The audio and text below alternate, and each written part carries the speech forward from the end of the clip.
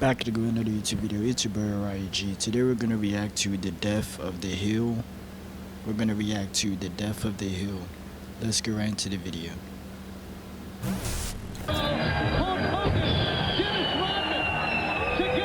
I'm gonna make sure to put the link in the description in the link.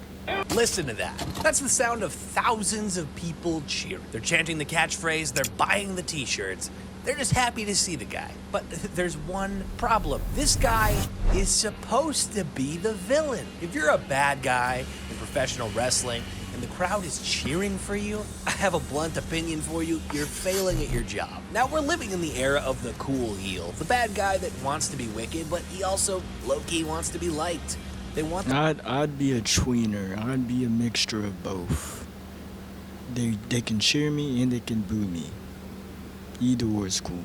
A boo, but they also want the "this is awesome" chant. They want to be the antagonist a little bit, and they're a little bit too scared to be hated. Now today we're talking about the death of the true heel, why modern wrestlers are addicted to pops, why merchandise ruined wrestling psychology, and why being a cool bad guy is honestly kind of killing the business a little bit. Let's go all the way back to basics. I've been watching this for 18 years, and the formula hasn't changed, even if the wrestlers have. What is the job of the heel? Is it to have the coolest entrance music?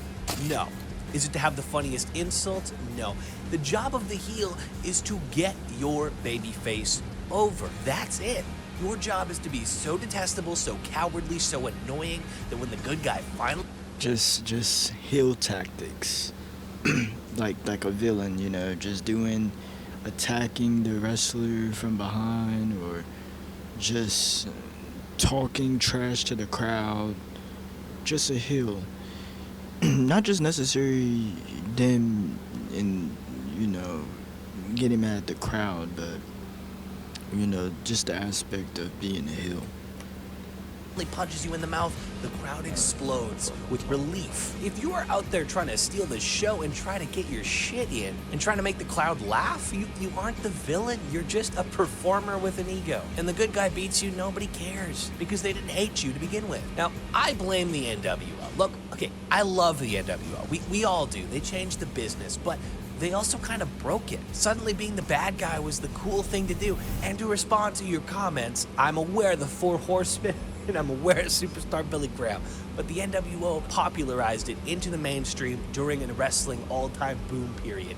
And that is where it truly connected, and that is where we truly got into the era we're in now. The bad guys had leather jackets, the swagger, and the reality-based attitude. The good guys like Sting or Luger look like dorks by comparison. Since then, every wrestler has grown up wanting to be Scott Hall. Nobody wants to be the Iron Sheik anymore. Nobody wants to be the cowardly honky-tonk man. Everyone wants to be the anti-hero.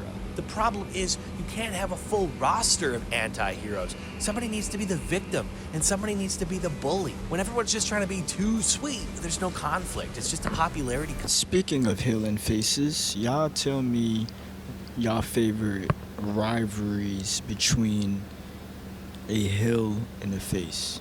Contest. Now let's talk about the one guy who actually gets it. The guy who proves my point, Dominic Mysterio. I'm not talking about 2026 Dom, because low-key he's kind of got to the point where he's starting to get cheers. Let's talk about 2022, 2023, 2024 Dominic Mysterio. Dominic was bland. People thought he was a bust. You remember, he came into the main roster in 2020. He had the feud with Seth Rollins, sticking up for his father, and you know what? That match at SummerSlam was good, and he had a real good start, but eventually it just got to the point where I definitely can say his character and his in-ring abilities improved over the years.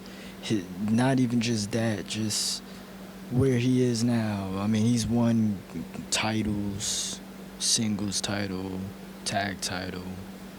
He's already had a little of a good career, but I know he's gonna do way more. It's like there was no evolution. It was just this kind of geeky dude that was a little bit green hanging around his dad, and it just wasn't clicking. People didn't want to root for him. So Dominic turned heel. 2022, Clash at the Castle, he kicked Edge in the balls, and then he clotheslined his father. What a dick. He wasn't trying to be cool. He became a coward, a slime ball, and it worked. It worked so well. He got the mullet. He started hiding behind Rhea Ripley.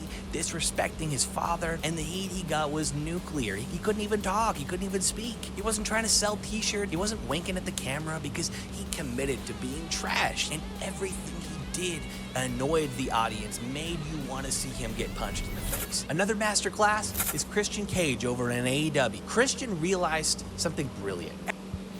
Alright, I do like Christian. I do not watch AEW, but I do want you guys to tell me who is your favorite AEW wrestler.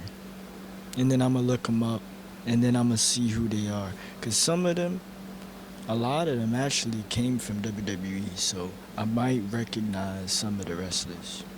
Your work rate over? Stop trying to get a 5-star match. Go out there and say something so awful that I need to see you lose. But here's the biggest enemy of the true heel in 20... And correct me if I'm wrong, I think some of them came from TNA. I used to watch TNA, but that was in a certain time, like 2012, 2013. 2011's cool. I never watched it before that. I was always strictly WWE. I was watching TNA 2014, 2015, 2016. When did I stop watching? Like around near 2017, 2016. Yeah. Once they kind of switched it a little bit and stuff, yeah. 26. It's social media. It's impossible to hate you on TV when I can open Instagram and see you eating pizza with the guy you just injured 20 minutes ago. An example of this is I remember there was a picture posted and it had Roman Reigns and Braun Strowman when they were on some tour overseas, and it's like, y'all were trying to kill each other like recently. Now, I get it, kayfabe is dead. We know it's a show, but movies are a show too. And if I watched a movie where the villain murders the hero's wife, and in the credits I see a blooper reel of them hugging and laughing, it ruins the movie a little bit. Modern wrestlers are so terrified of fans thinking they're actually mean that they rush to Twitter to show how nice they are. I play a bad guy on TV, but I love puppies. I tip my waitress. Like, we know, man, we know. We don't need you to remind us. Let us hate you for 20 minutes, please. Here's the bottom line. Wrestling is built on emotion. If the only emotion you could generate is, hey, that move was cool, you're a stuntman. You're not a wrestler. The cool heel is a safety blanket. It's for wrestlers who are insecure. They're scared of the boos. You aren't over as a heel. The opposite is true. You're a babyface. If you can make an arena full of people legitimately hate your guts in 2026, you're the best wrestler in the world. Now stop trying to be the NWO. Be Dominic Mysterio. Be Christian Cage. Be JBL. Be hated, because when you're hated, the good guys actually matter. Now tell me in the comments, who's the best heel in wrestling right now? Or do you prefer the cool heels? Let's argue about it. And don't forget to like. Who's your favorite heel in general? But yeah, that was the Death of the Hill. You guys tell me what you guys want to see next in the comments down below. I got more videos coming. Stay tuned. I'm trying to find a video editor so I can get these show reactions coming. But yeah, more videos coming. No, show reactions. Yeah, show reactions. More videos coming. Stay tuned. Subscribe, like, comment. And yeah, Uriah out.